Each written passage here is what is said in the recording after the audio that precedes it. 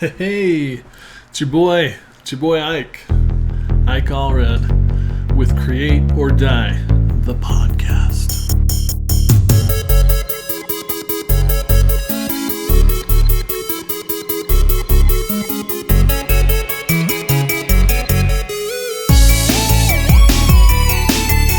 Ooh, I like it. Well, today's going to be a good one. Now, we have two different kinds of episodes that we have on this here program. The type of episode where I bring someone on, usually a friend, and we talk about all things creative, hear about them, their backstory, what it is that they do to create. And then the other type of episode where, kind of the type of episode that started it all. The type of episode where I'm here, vulnerable, in front of the mic, no cuts, no retakes, and I just kind of let it out. This is what I'm passionate about. This is what I care about. This is what I'm concerned about. And this is one of those episodes. We ain't got no guest today, You could say we have a guest in spirit, Mr. Seth Godin. Now, he's still living. He's just, pretty lofty guest, one of those whale guests, if you will, that maybe come episode 522 will be in a place where he might grace us with his presence. But the reason I say he's a guest in spirit is because I just finished listening to one of his books, and I think it's a fairly recent one from 2020, I believe. It's called The Practice Shipping Creative Work. That's us. That's what we're all about. And that's something that I'm getting back into. Just shipping that work out. The creative work. And finding ways to monetize it. And that's important to me. It may not be important to you right now, and that's cool. I think whatever it is, wherever you are in your creative process, hopefully you'll get something out of this episode and any of the others that you'll listen to. So what I'm thinking is I'll just kind of throw out some learnings from this book that I just finished today via Audible. And no, I'm not getting any kickbacks for talking about this book. The advertisers, Audible or whatever, apparently tens and tens of listeners or viewers isn't enough to want to throw tens of thousands of dollars my way to promote this book. And that's okay. We'll get there one of these days. But it's rare that a book really speaks to me as, urgently and directly as this one did. This whole idea that creativity is a commodity, with a lot of the attacks that we're starting to feel as creatives with AI, art, different tools on these newfangled computers that can make creating art that much easier. And then if you work at a place where maybe creatives in general are considered not awesome or not as valuable as those that maybe do other functions like schedule meetings and come up with ideas for events or whatever the case may be. I'm not speaking of anything specific, but sometimes you could imagine that there could be those companies that don't put as much value on creativity or the art of creating or shipping work, producing stuff. Now, Seth does a good job at applying what it is he's talking about, the art of making art, to anything you might do, whether you're a painter or a designer or a musician or a marketer or a ballerina or a figure skater, whatever it is, you can be creating art. Now, something to dig into. I may be, obviously not doing it justice, so check out that audiobook. But while listening to this book, I was at work over the past few business days, and I would throw the headphones on and a couple hours a day listen to this book by Seth Godin. And what was crazy is I found myself being inspired time and time again, and I had a handy dandy sketchbook nearby, thankfully, and started jotting down little aphorisms or one-liners that really stood out to me, with ideas of maybe making them a mantra for myself, or maybe putting them on a t-shirt or sticker down the road. So stay tuned. CRE8 shop might include some version of these ideas at some point. But when it comes to art, I like the way that Seth defined it. And I don't know if he came up with this or if he found it somewhere else, but he said, art is the act of doing something that might not work. Skadoosh! Blew my mind. I love it. I love the way he put that. I'm currently working in a marketing department, and it's scary to do things that might not work, especially when you're dealing with dollars and you're dealing with shareholders that expect a certain ROI on the things that we do. So, it makes sense that we're going to do the same things. We're going to do our ad spend on LinkedIn, and if we put, X amount of dollars against that, we know we're going to get X amount of return or whatever. But if we want to create art, it's the act of doing something that might not work. So something that for marketers and CEOs out there might be a little scary. But yeah, stew on that for a minute. And let's go back to my notes here. Passion is a choice. Now, this is a good one. This is one I hadn't thought of before. Now, Seth went on to describe how, we're told or we expect or we feel entitled to find our passion.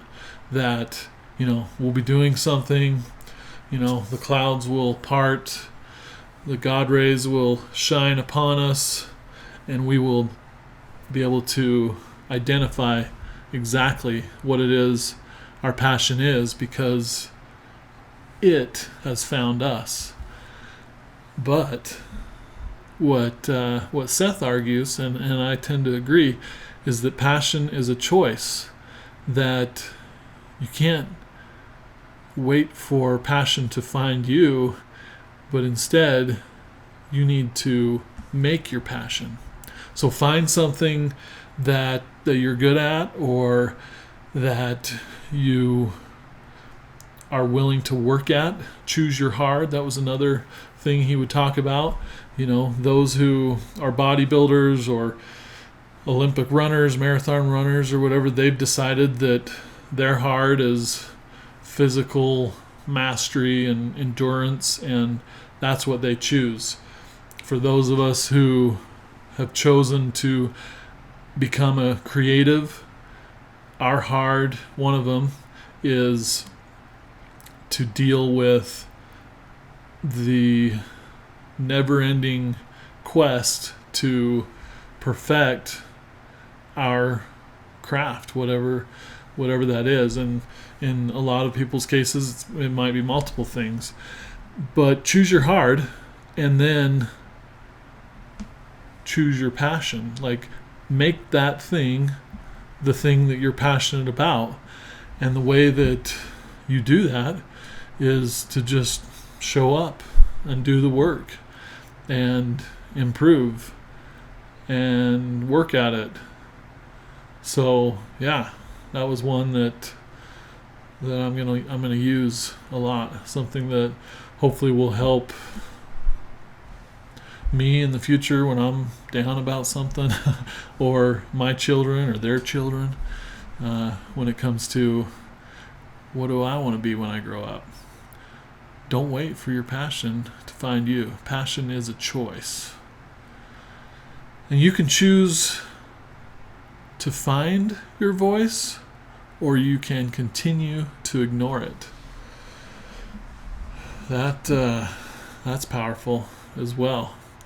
Because I'm currently struggling with this whole world of social media and trying to, charm the algorithms so that it will serve my content up and give it the airtime that it deserves, and I'll be discovered and I'll go viral on every single video that I post, right? Or every piece of artwork or every reel or whatever. But in doing so, I've definitely chosen to ignore my voice. Instead, what makes me unique? What do I like? More importantly, what does the audience that I'm trying to connect with like? And that's something that Seth goes into a lot. He talks about, who is it for? It can't be for everyone. And some advice I've heard in the past is, just create stuff that's for you, and if you like it, then others are bound to like it, and you'll create your voice and your following that way. But the problem with that is, I think that's rare, and that's and Seth had some interesting illustrations throughout the book where he talked about, if you're out of touch with what your audience, and you need to define that, is looking for, then eventually you're going to end up as a Liberace, and your brand of whatever it is you're creating will become stagnant. So you definitely need to find your voice, know your audience, but at the same time be innovative and look around you and be inspired by other things. Something that, another thing that he says, Seth, my man Godin, talks about, find your streak and maintain it. Find your streak and maintain it. So one of the streaks that I've found, if you will, is this weekly podcast that I'm doing. And right now, there aren't a whole hell of a lot of people listening to it. But that's okay. It's become, something that is just part of me. It's something I have to do every week. And whether it pays off monetarily one day, or it just serves as, a therapeutic practice for myself, or maybe if I'm hit by a bus, my family will find solace in listening to some of these episodes. I don't know. But regardless, I'm going to keep on keeping on. And then generic is a trap. Genre is a lever. I like that a lot. And again, we can apply that to what I'm wrestling with currently. The algorithms on the social media is trying to build a following, trying to get as many likes and follows as I can, when in reality I just need to be, do what I've just talked about, identify who my audience is, and create or cultivate real, true followers that believe in what it is I'm putting down, and they're picking it up, essentially. But back to what I was trying to describe a minute ago. Generic is a trap. So again, that's just using the generic formula for what a video that goes viral or gets more than 200 views might look like, and just regurgitating that because of speed. And eventually you're just playing a game of who can produce the most content, and hopefully more is more. But another thing that Seth talks about is better, not more. That it's more important to do better work, and again, I keep bringing this back to social media or finding an audience, but while you want to keep them engaged and try to find new people, if the quality of the work goes down, if I'm not learning something about what people liked with previous video or with what is true to my brand and serves the right purpose, then I'm watering down my message and my brand promise, if you will. Whereas if we can set the generic aside and let others worry about that, and instead identify a genre, I'm trying to speak to nerds who grew up in the 80s or something, I don't know. and the type of work that I create is an homage maybe to that time period, or will resonate with people who lived through the greatest decade of all time, the 1980s, then I can use that as a lever. I can be like, hey, you like that He-Man cartoon? You liked Thundercats or whatever? Cool. Check out this new illustration I made, and they'll see the nod to one of those franchises or whatever. So, yeah, apply that to your own selves and see how using genre can help you out. And listen to the book or read the book from Seth, because he says it 1,000,000 times better than I do, for sure.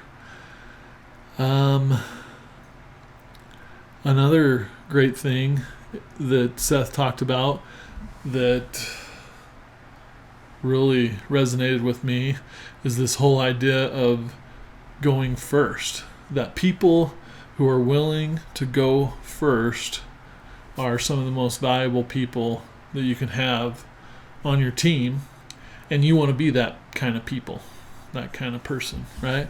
So what does that mean when it comes to creative?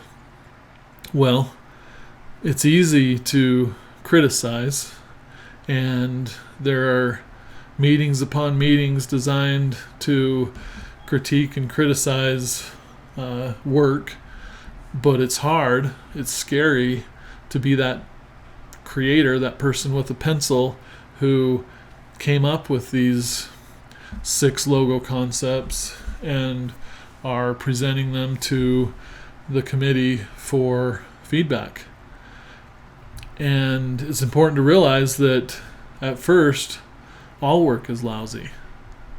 Your work gets better by people who have a shared interest in creating the best work possible, and they come to the table with real meaningful feedback on how to improve that thing. So whether you're working with a client on a logo design, a website design, an illustration, a video, whatever, that first pass is going to be crap. I mean, read the book by Ed Catmull.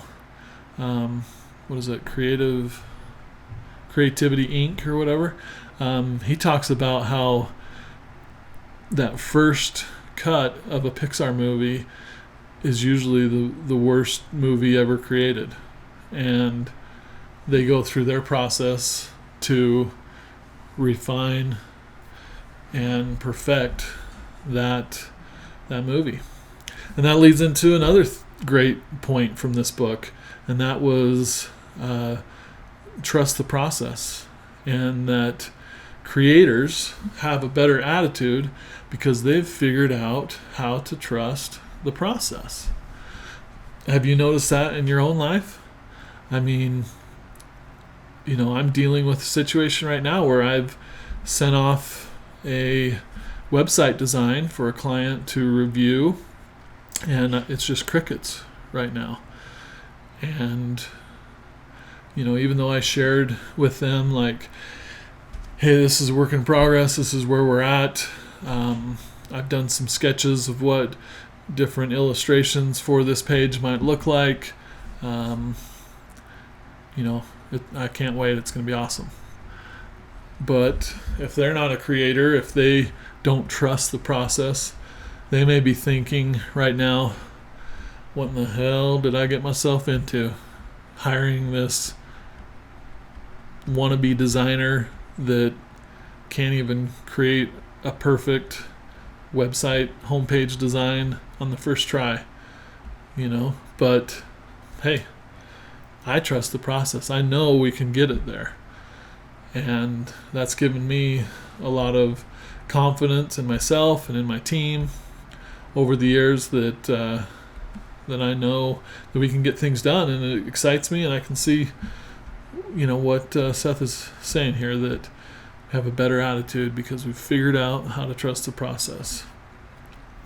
And that as a result, attitude is a choice.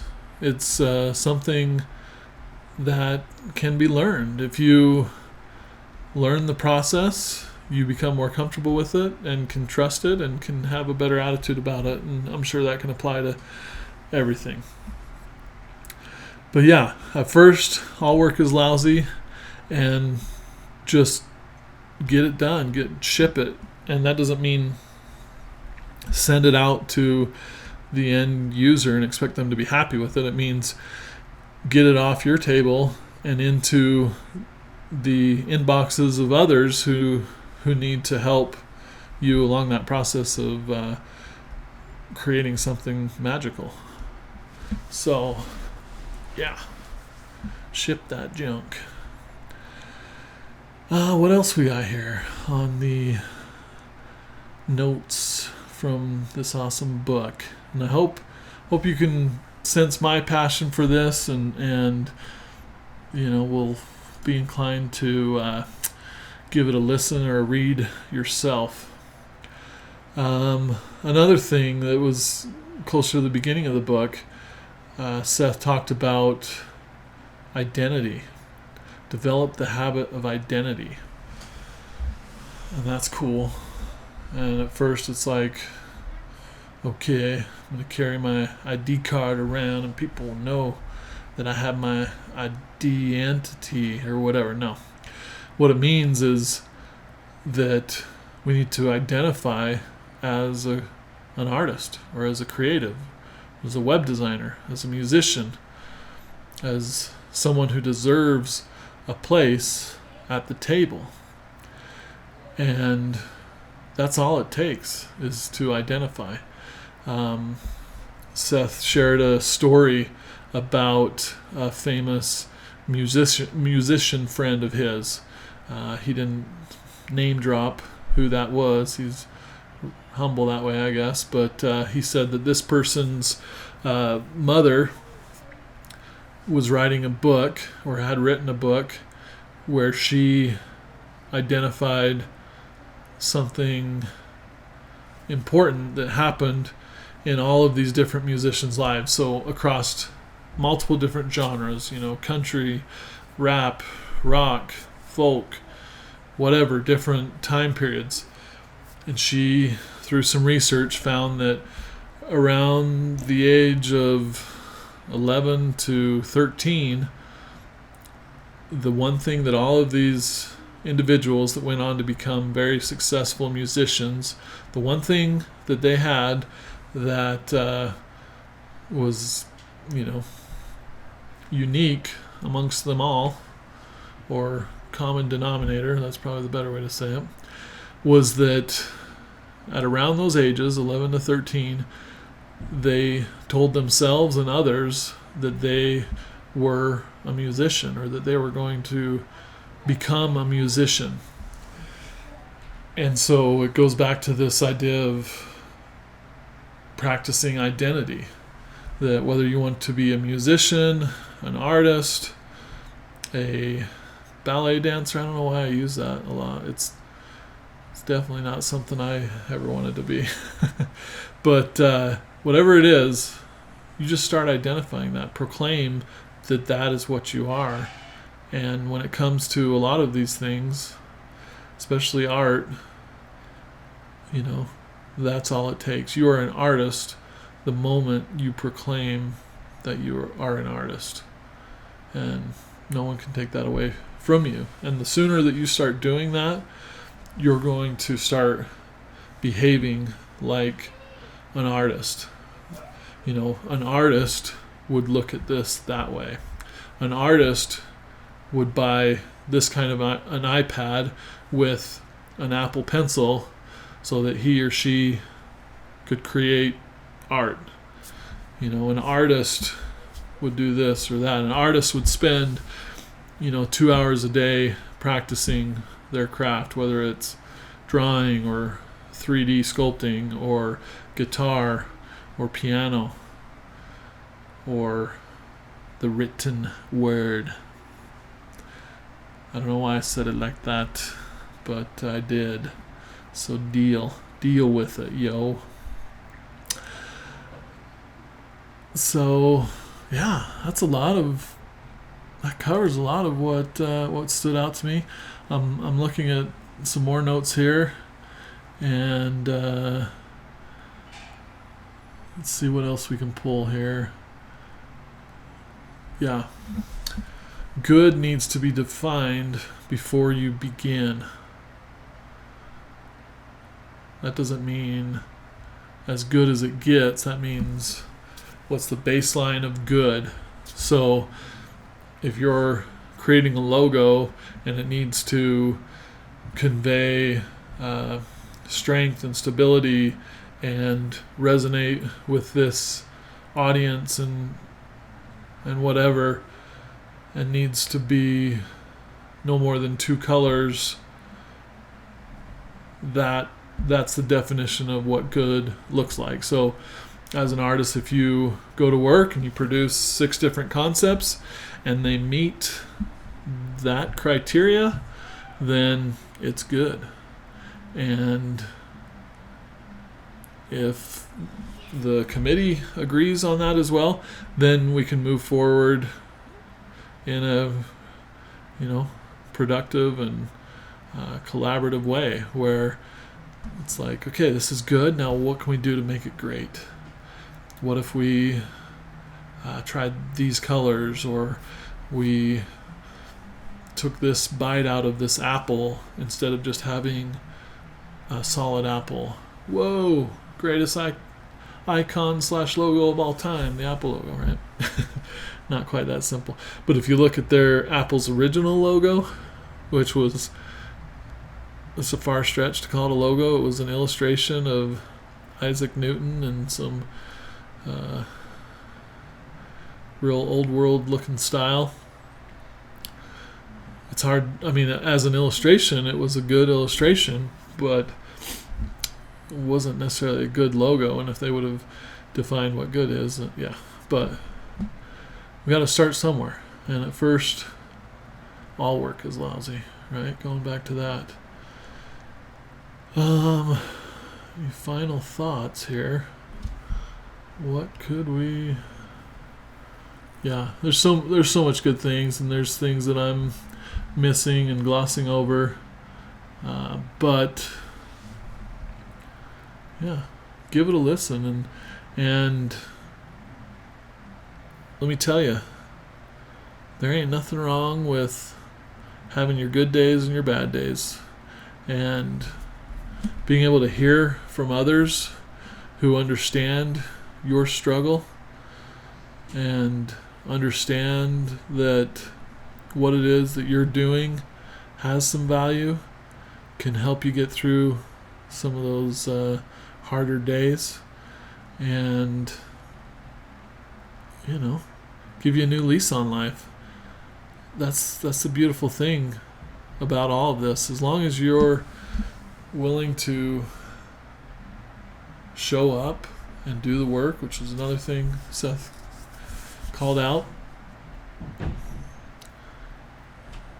you're an artist. You're doing what's important, even though others may not have recognized the value that you're bringing, or you haven't struck social media gold and broken that 10,000 follower mark, or even 1,000. It's okay, because we're learning from others, we're learning from each other. Hopefully this podcast is helping you as much as it's helping me. I've got to invent every week what it is I'm going to talk about. And sometimes it's good stuff. Sometimes it's less than good stuff. And sometimes I talk in circles like I'm doing now. And you don't even know how much longer you're going to have to sit through this. Well, my friends, the time is now. You've made it. You've made it to the end of this episode. This collection of ramblings from your boy Ike, talking at the mic. Now we're starting to rhyme. How about that? Trust the process. And until next time, keep on creating. Create or die.